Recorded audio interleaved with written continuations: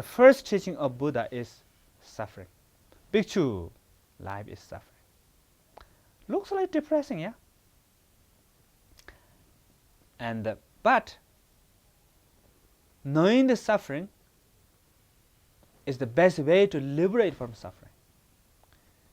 If you don't know suffering, let's say if you're sick, you have to realize your disease. Even you have to go to hospital to check, spend a lot of time, spend a lot of money, and the doctors also need a lot of effort to see what's the problem with you. So seeing the suffering, seeing the problem is the best way to liberate from problem. And in fact, this most problem is not real. It's created by your perception, created by concept, it's created by mind.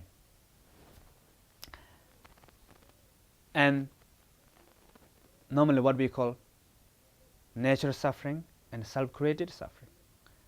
The natural suffering is like being born, getting old, and die. The self-created suffering is exaggerated. For example, death and fear of death. Which one is more painful? Fear of death is more painful. You can accept death, no problem. You can use it death.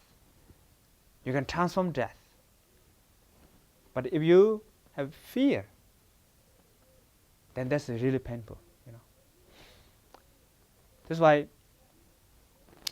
if you understand the suffering of the samsara, then you really understand what is your life.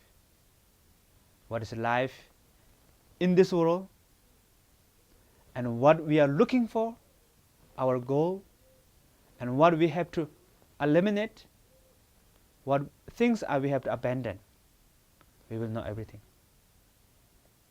And for the Dharma, that's the best way to practice.